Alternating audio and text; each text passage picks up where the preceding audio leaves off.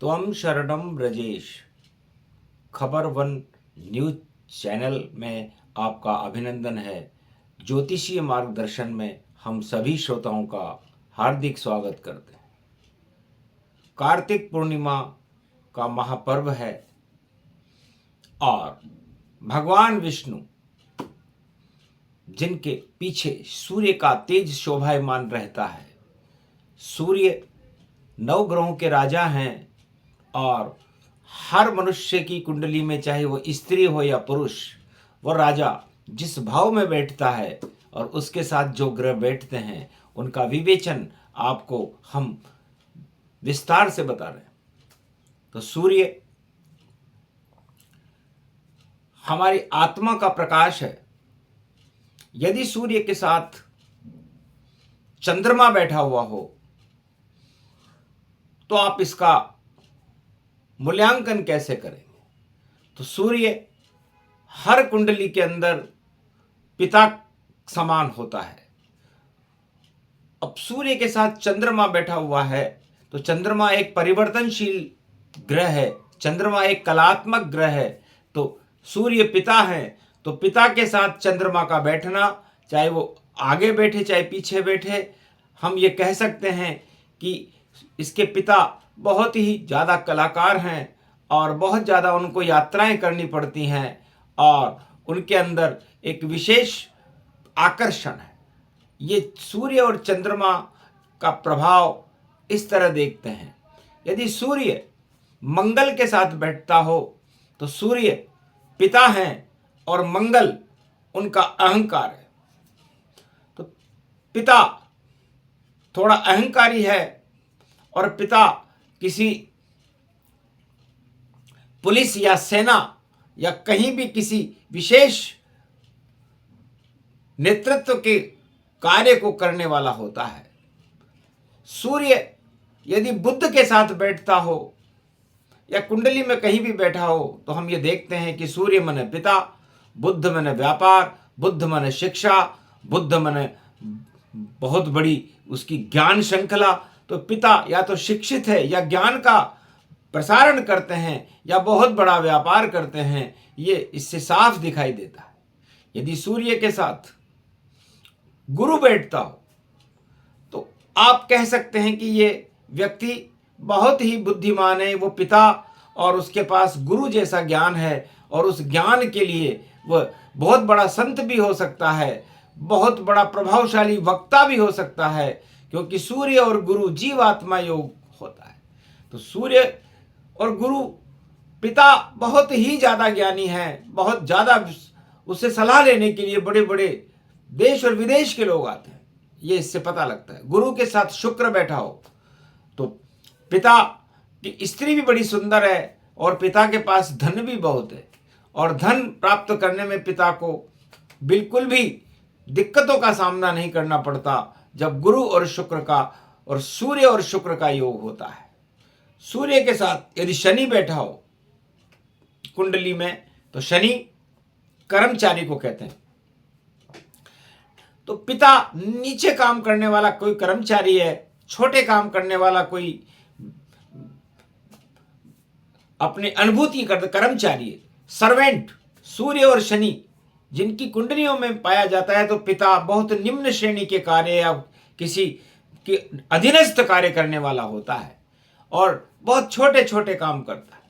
और सूर्य के साथ राहु बैठे हुए हों तो हम ये कह सकते हैं कि सूर्य राहु दादा को कहते हैं और सूर्य पिता को कहते हैं। तो इस के पिता के दादा बहुत ही राजसी ठाठ वाले थे, जिनके पास सब कुछ था, जिनका सम्मान था, जिनका संसार में नाम था। तो सूर्य और राहु, लेकिन पिता की आयु को सूर्य राहु क्षीण कर देता है, इसलिए पिता बहुत छोटे छोटे काम करके और अपने जीवन में भारी संकटों का मतलब सामना करना पड़ता है। जिसकी कुंडली में सूर्य और राहु का ग्रहण दोष होता है उसके पिता की आयु भी क्षीण होती है और उसका सम्मान भी बहुत कम होता है। सूर्य और राहु वाला व्यक्ति झूठ ज्यादा बोलता है। सूर्य यदि केतु के साथ बैठे तो समझना चाहिए कि उसकी धार्मिक स्वभाव उसके पिता का बहुत ज़्यादा है और वो एकांत में रहना पसंद करते हैं और किसी आध्यात्मिक योग या किसी भी ऐसी भगवान की भक्ति करने में लीन रहते हैं। तो सूर्य जहाँ बैठता है उसी तेज को पैदा कर देता है। सूर्य मेष राशि जो मंगल की राशि है उसमें उच्च के होते हैं और तुला राशि में सूर्य नीच के होते हैं। इसलिए यदि किसी की राशि में सूर्य उच्च का बैठा हो तो वो राजा जैसी जिंदगी अपने जीवन में जीता है और अपनी ख्याति से सारे संसार को प्रभावित करता है। और यदि सूर्य तुला राशि में बैठे हुए हों तो दूसरे लोग उसके कंधों पर रखकर बंदूक चला देते हैं और सारे गलत काम वो व्यक्ति करता है और करता कौन है और उस सारे आरोप उस व्यक्ति पर आते हैं, उसकी प्रतिष्ठाएं गिरने लग जाती हैं जिसके सूर्य तुला राशि में रहते हैं। तो कार्तिक मास में सूर्य हमेशा तुला राशि में रहता है। इसलिए सूर्य पिता का ही स्वरूप है। यदि किसी की कुंडली के अंदर सूर्य नीच का हो, तुला राशि में हो या राहु और केतु से या शनि से ग्रसित हो तो उसे अपने पिता के चरण स्पर्श करने चाहिए और भगवान विष्णु को पिता मान लेना चाहिए। ऐसा करने से या राम को अपना आराध्य मानना चाहिए, सूर्य को अर्घ्य चढ़ाना चाहिए। ऐसा करने से आपका सूर्य बड़ा बलवान होगा और आपकी कुंडली के अंदर आपकी आत्मा में दिव्य प्रकाश को देकर के भगवान से आपको मिलाने वाला होगा। सूक्ष्म रूप ये सूर्य का और दिया आपको ज्ञान। कार्तिक मास में सूर्य की और शक्ति नीचे जान। तो जब सूर्य कर्क राशि में होता है और तुला राशि में होता है तो तुला राशि के बाद वह वृश्चिक राशि में जाता है जल तत्व में और उसके बाद वह धनु राशि में जाने के बाद तो मल मास में चला जाता है। तो सूर्य बिल्कुल अपनी उच्चता को खो देता है जब वह तुला, वृश्चिक और धनु राशि में प्रवेश करते हैं। और जब मकर राशि में 14 जनवरी को सूर्य प्रवेश करते हैं तो सारे शुभ कर्म शुरू हो जाते हैं, मलमास हट जाता है और उत्तरायण सूर्य होकर के नए नए कार्य, नई नई योजनाएं और शक्ति का संचार करता है, ऊर्जा का संचार करता है। इसलिए मकर संक्रांति पर मकर का सूर्य सबसे उत्तम माना गया है। उस समय सूर्य अयोध्या के कनक भवन पर उदय होता है और दक्षिणायन सूर्य कर्क में दक्षिण में उदय होता है, लंका भवन पर उदय होता है। तो ये सूर्य का संक्षिप्त ज्ञान आपको दिया गया।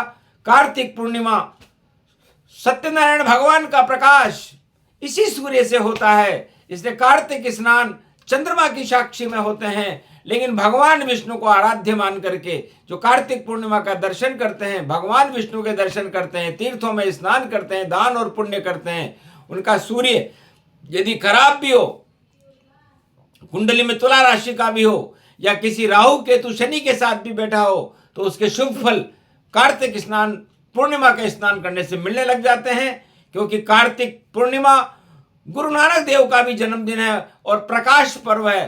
तो गुरु पर्व इसलिए वाणी का जन्म होता है जब कार्तिक पूर्णिमा का उदय काल होता है, भगवान और भक्ति का उदय काल होता है। इसलिए उदय काल में सूर्य सुबह सुबह ब्रह्मा जी का स्वरूप होता है और दिन में वो रुद्र रूप, शिव का रुद्र रूप हो जाता है और संध्या काल में वो विष्णु का स्वरूप बन जाता है। ये सूक्ष्म ज्ञान आपको बताया गया ताकि आपके मस्तिष्क में, आपके दिमाग में ज्योतिष और सूर्य के साथ ग्रहों की चाल का आपको पता लगे और अपने जीवन में आप इसे उतार करके उसके फलित कर सकें। जय सूर्यदेव, जय श्री कृष्ण।